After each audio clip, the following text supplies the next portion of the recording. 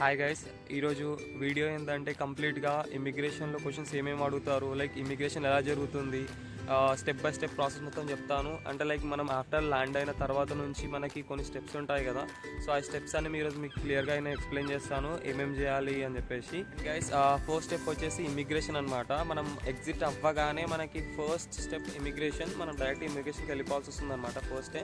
So అక్కడ నుంచి మనం వెళ్ళి అందరూ లైన్లో నిల్చుంటారు. మీరు కన్ఫ్యూజ్ అవ్వకుండా మీకు ఎవరిని అడిగినా సరే చెప్తారనమాట ఎయిర్పోర్ట్లో. సో అక్కడికి వెళ్ళి నిల్చోవాలి. నిల్చున్న తర్వాత మన టర్న్ వచ్చేంత వరకు వెయిట్ చేసి, మన టర్న్ వచ్చాక మనకి నార్మల్గా ఇమిగ్రేషన్ ఆఫీసర్ ఉంటాడు కదా, అడుగుతాడనమాట మీ పాస్పోర్ట్ ఇవ్వండి అని అడుగుతాడు.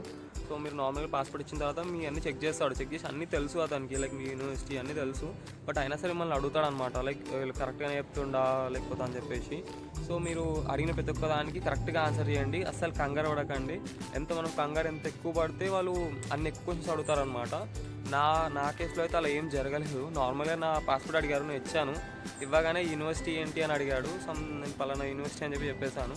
అంతే. ఇంకా లైక్ అకామిడేషన్ బుక్ చేస్తారా అంటే లేదు, చేయలేదు. మా ఫ్రెండ్ ఉన్నాడు. సో ఫస్ట్ మా ఫ్రెండ్ అకామిడేషన్కి వెళ్ళిపోతున్నాను, అక్కడ నుంచి నాకు ఇంకో అకామిడేషన్ చూసుకుంటాను నేను చెప్పాను. బట్ అలా చెప్పకండి, ఎందుకంటే అలా చెప్తే రిజెక్ట్ చేస్తారంట. నార్మల్గా ఎలా చెప్పండి అంటే, నేను స్టూడెంట్ అకామిడేషన్ బుక్ చేస్తున్నాను, లేకపోతే బుక్ చేసేసాను అని చెప్పేసేయండి. లేకపోతే మీ ఫ్రెండ్స్ అడ్రసెస్ తీసుకోండి. లైక్ ఉంటాయి కదా, అడ్రస్ తీసుకోండి ఆల్రెడీ ఉన్న వాళ్ళు. లేని వాళ్ళు అయితే స్టూడెంట్ అకామిడేషన్ బుక్ చేసేసా అని చెప్పండి. ఏం కాపీ అదంతా కూడా ఏం అడగరు. జనరల్గా అడ్రస్ మాత్రం మ్యాండేటరీ గుర్తుపెట్టుకోండి. Like college address, like university address గుర్తుపెట్టుకోండి పక్కా. అండ్ ఇంకొకటి ఏంటంటే మన అకామిడేషన్ అడ్రస్ అయితే పక్కా గుర్తుపెట్టుకోండి. ఇంకొకటి ఏంటంటే క్వశ్చన్స్ అడుగుతారనమాట. బేసిక్ క్వశ్చన్స్ అడుగుతారు, చాలా బేసిక్ అడుగుతారు. లైక్ మీరు ఎలా మాట్లాడుతున్నారు, కంగారు పడుతున్నారా లేకపోతే ఏంది అని చెప్పేసి. ఇంకోటి ఏంటంటే చాలా వరకు అయితే అట్లా అడగరు. లైక్ నాకన్నా ముందు ఒక పర్సన్కి జరిగిందనమాట.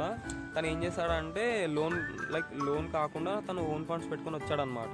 సో అట్లాంటి వాళ్ళు ఉంటారు కదా, అట్లాంటి వాళ్ళు ఏంటంటే కొంచెం బ్యాంక్ స్టేట్మెంట్స్ కానీ అలాంటివన్నీ కొంచెం దగ్గర డేట్స్ ఉంటాయి కదా, అంటే కొత్తవి తీసుకోండి బ్యాంక్ స్టేట్మెంట్స్.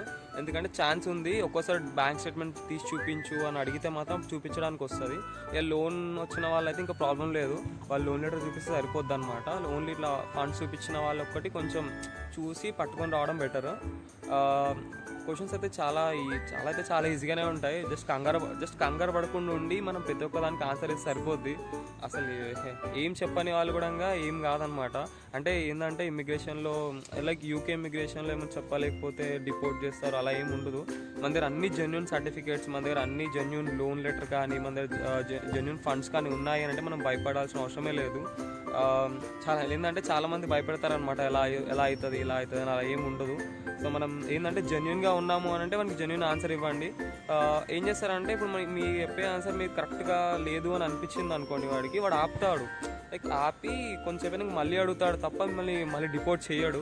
అది మాత్రం గుర్తుపెట్టుకోండి. అసలు ఇక్కడైతే డిపోర్ట్ అనేది అయితే ఏమి ఉండదు. మరీ మీరు ఫేక్ డాక్యుమెంట్స్ కానీ ఫేక్ సర్టిఫికేట్స్ కానీ అలాంటివి ఏమైనా ఉంటే తప్ప అసలుకి మన దగ్గర అన్ని జెన్యూన్ ఉన్నాయంటే అసలు డిపోర్ట్ అసలు ఆప్షనే లేదు, అసలు ఇంటికి పంపించారు మళ్ళీ.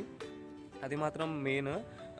ఇమిగ్రేషన్ క్వశ్చన్స్లో ఇంకేమైనా డౌట్స్ ఉన్నాయి, లైక్ ఏమేమి క్వశ్చన్స్ అడుగుతారేమైనా ఉంది అని అంటే నాకు ఇన్స్టాగ్రామ్ ఛానల్ ఉంది.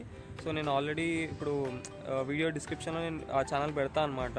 నార్మల్గా నాకు పింక్ చేయండి, నేను క్వశ్చన్స్ ఒకటి ప్రిపేర్ చేస్తాను, అది మీకు ఇస్తాను. గైస్, ఇంకొకటి ఏంటంటే మనకి క్వశ్చన్స్ అంతా అయితే బేసికే అనమాట. నేను చెప్పాను కదా ఇంతకుముందే, నార్మల్గా యూనివర్సిటీ ఏంది, లైక్ మీ కోర్స్ ఏంది, అండ్ మీ అప్పుడప్పుడు ఫీజు కూడా అడుగుతాడు.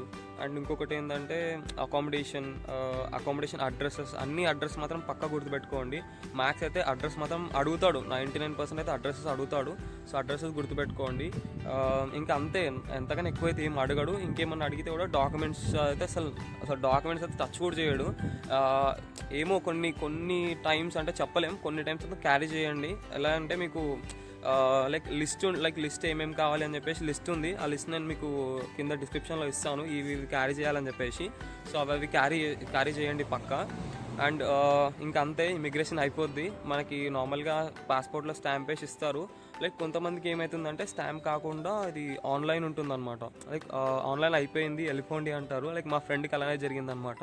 వాడు స్కాట్లాండ్లో ఉంటాడు. సో వాడికి స్టాంప్ వేయలేదు, వాడు భయపడ్డాడు అనమాట. స్టాంప్ వేయలేరు కదా మరి ఎలా అని చెప్పేసి అడిగితే, లేదు ఇదంతా లైక్ ఆన్లైన్ అయిపోయింది, ఇంకా ఏం లేదు, స్టాంప్ ఏం అక్కర్లేదు, వెళ్ళిపో అన్నారంట. సో వాడు అదే పట్టుకొని వచ్చాడు. సో అలా కూడా జరుగుతుందన్నమాట కొత్తగా. అండ్ ఇంకొకటి మనం ఇంకా నెక్స్ట్ ఇంకా నార్మలే, మనం అక్కడ నుంచి వెళ్ళి లగేజ్ తీసుకోవడమే. మనకు ఆల్రెడీ ఇండియాలో మనం లగేజ్ ఇచ్చినప్పుడు మనకి ఇస్తారు కదా, ప్రింట్స్ ఇస్తారు కదా, లైక్ రిసిప్ట్ లాగా ఇస్తారు కదా, ఆ రిసిప్ట్ని తీసుకొని అక్కడికి వెళ్ళిపోవడమే. లైక్ మనకు ఒకటి మన రిసిప్ట్లోనే ఉంటుంది ఎక్కడికి వెళ్ళాలి అని చెప్పేసి. సో అక్కడికి వెళ్ళి నిల్చొని మనం తీసుకుంటే అయిపోద్ది అనమాట. ఇంకా సింపులే. ఇంకా అక్కడ నుంచి మనం అకామిడేషన్కి ఎలా రావాలి అని చెప్పేసి చాలామందికి డౌట్స్ ఉంటాయి, లైక్ ఎయిర్పోర్ట్ నుంచి అకామిడేషన్కి. సో చాలామంది ఏం చేస్తారంటే, ఇప్పుడు ఫ్రెండ్స్ ఆల్రెడీ ముందు వెళ్ళిన వాళ్ళు ఉంటే లైక్ ఫ్రెండ్స్ కార్లో రావడం అలాంటివి జరుగుతుంది. లేదంటే నార్మల్గా ఊబర్ ఉంటుంది కదా, మన ఇండియన్ ఊబర్ కూడా అక్కడికి వెళ్ళగానే అప్డేట్ అయిపోతుంది. సో అప్డేట్ అవ్వగానే మీరు అక్కడ నుంచి మీ అడ్రస్ మీకు తెలుసు కదా, లైక్ మీ అకామిడేషన్ మీకు అడ్రస్ తెలుసు కాబట్టి మీరు డైరెక్ట్గా ఊబర్ బుక్ చేసేయండి. నార్మల్ ఇంకా మీరు ఇండియాలో ఊబర్ బుక్ చేస్తారో అలానే బుక్ చేసేసేయండి. ఏం చేయండి అంటే, పేమెంట్ దగ్గర మీ క్రెడిట్ కార్డ్ ఉంటే క్రెడిట్ కార్డ్ వాడండి, డెబిట్ కార్డ్ ఉన్నా పర్లేదు. బట్ అక్కడ మీకు చూస్తుంది అనమాట పౌండ్స్లో పే చేయాలి వాడికి. సో మీరు ఇండియా నుంచి అమౌంట్ తీసుకొస్తారు కదా, సో ఇండియా నుంచి అమౌంట్ తీసుకొస్తారు కాబట్టి అక్కడ మీరు పేమెంట్ మెథడ్లో మీరు క్యాష్ పెట్టుకొని మీరు ఎక్కడైతే మీరు డ్రాప్ అవుతారో అక్కడ మీరు క్యాష్ ఇచ్చేసేయండి, ప్రాబ్లం లేదు.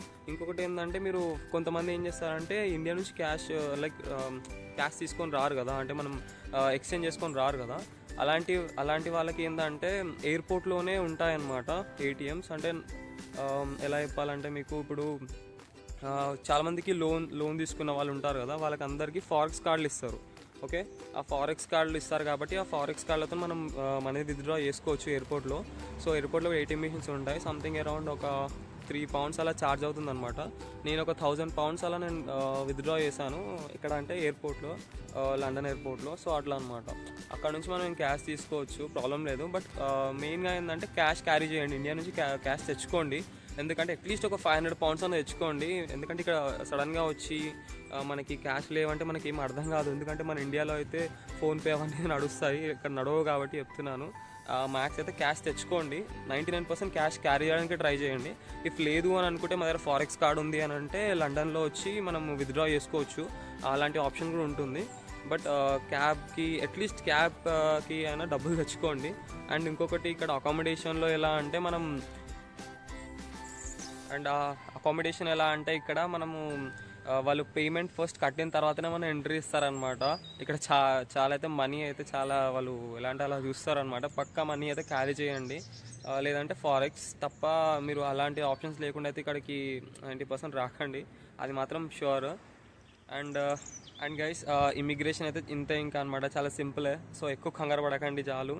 అండ్ ఇంకొకటి ఏంటంటే, ఈరోజు మీకు ఇమిగ్రేషన్, అకామిడేషన్కి ఎలా రావాలి అండ్ క్యాష్ ఎలా తీసుకోవాలని చెప్పేసి 3 కూడా చెప్పాను కదా. లైక్ ఇంకా వీడియోస్ ఇలానే చేస్తుంటాను అనమాట, like informative videos. Please like, subscribe.